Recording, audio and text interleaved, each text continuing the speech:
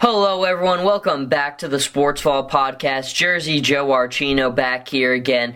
And look, I spent the entire season covering the New York Giants for 104.5, the Team ESPN Radio Albany. And when you're in the inside of NFL locker rooms and you're around NFL people, you kind of look at things differently than you did before. And clearly one of the biggest things that surprised me, and really, I'll use the word shocked, was that Chuck Pagano and Ryan Grigson have been retained for the Indianapolis Colts. Now, I think I was so adamant at the beginning of the season and last year, basically the entire time Pagano and Grigson have been at the helm for the Colts, that these two guys have really just been carried by Andrew Luck. I think if you look at the Colts roster today, it's marginally better than it was the season that they drafted Luck. Now, since 2012, they've had 3 11-5 seasons, and then obviously this season things ended 8-8. Andrew Luck really not playing at all this season with his injuries.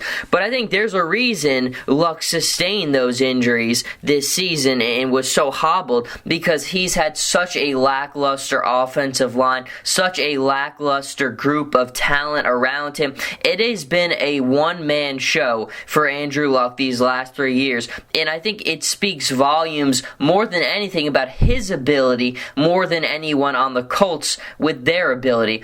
And I think it really, the case in point was made before this season started, when Grigson brought in Frank Gore and Andre Johnson. People were flipping out, trying to make it out like this was a big deal. Not at all. These are two old players who have had very nice careers in the National Football League, but when you have a young player like Andrew Luck, who is in the prime of his career and is in the young stages of that prime career, you can't waste it trying to build around him with old pieces. You have to get younger. You have to get good pieces around him.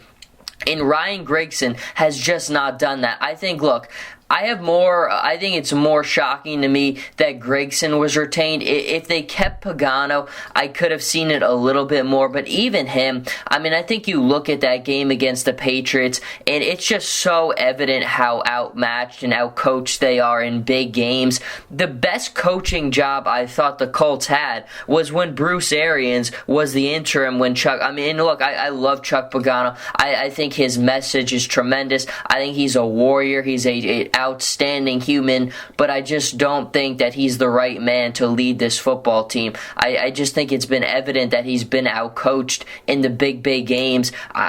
Clearly for me, Bruce Arians they were the best under his tutelage, but I just think at the end of the day, you have to look at it, and it's so reminiscent.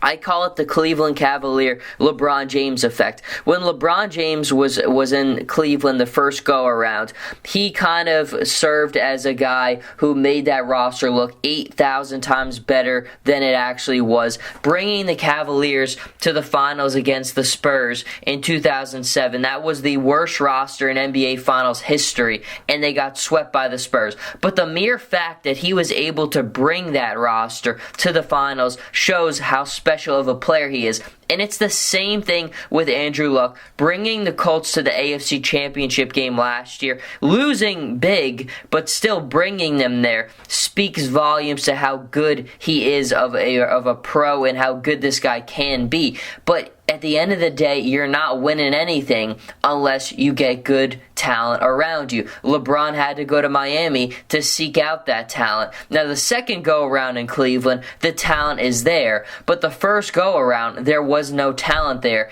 And one man in football, the quarterback position is more important than any other one. If you have a quarterback in place, you've seen what Andrew Luck can do. He can mask so many problems that you had, but you're not getting to that next step until you get him talent around him. Now, I like guys like T.Y. Hilton. I think guys like Dwayne Allen have shown promise, but at the end of the day, you just don't have enough playmakers on the defensive side of the ball. You need stability, more playmakers, guys who have a presence on the offensive line, on the defensive line, and that has just not happened with Ryan Grigson. It hasn't happened, and I'm kind of shocked now.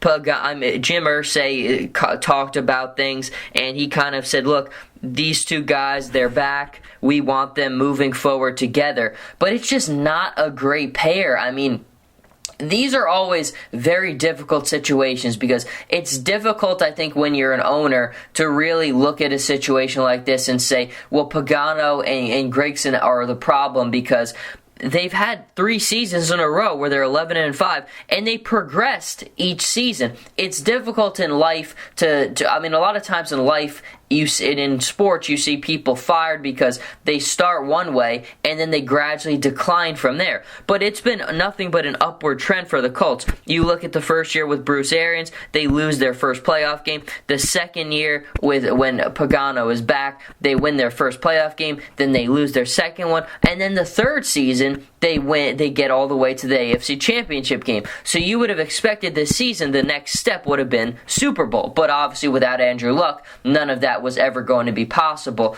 But I just think at the end of the day, Luck has been the guy who has masked so many of the problems for this team. I really thought that they had to go in a different direction here because it's one of those things where even Colin Cowherd, and I think he's one of the people I heard say first, if Luck ever becomes available and he has a chance to get out of there, I would consider it. And I think I would agree completely the same way. They just have not done a good enough job at surrounding him with the talent. You saw the beating that he has taken because of that offensive line, and people are asking the beginning of the season, what's wrong with Andrew Luck? Well, that became clear early what was wrong with him. He was not upright. He was not healthy. And I think a lot of it has been, in 3 years, the weight he has carried for this team.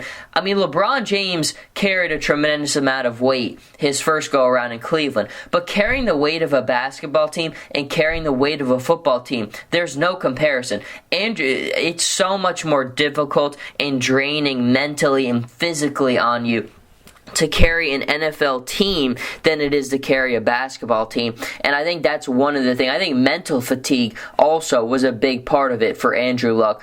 But look, these are the Colts guys moving forward. They have made commitments to Pagano, and they have made a commitment to Grigson now. I do not think that it was the right decision to make. I was honestly shocked, just really, really shocked that these two individuals were retained. And obviously Irsay has a plan. He wants them moving forward together. But again, if you don't see substantial changes made to this roster, if they miss on this draft, they cannot afford for a second to miss on this upcoming draft. They just can't do it. I mean, because they have so many holes, and that window with Luck, I mean, you have this prominent, transcendent talent that we might never see another one of like him. What he has done his first 3 years is really unparalleled in NFL history.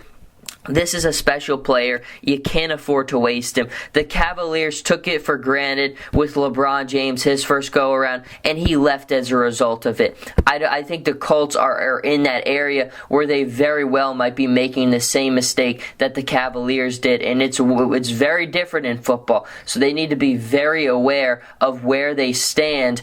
And I'm sure Luck has a good relationship with Pagano, but and you like continuity sometimes, but I gotta be honest, I just don't see it. I think they've been outcoached. I don't think Grigson has given this roster what they need, but that's about it for this one. Again, shocked by the return of Pagano and Grigson, but apparently for the Colts and for Jim Irsay, they have their people moving forward. That is going to do it for the Sports Vault podcast today. You can check out more of our stuff on NorthAvenueNation.com. Follow me on Twitter at Joe Archino, on Instagram Jersey_Joe_Archino, and we will be back next time.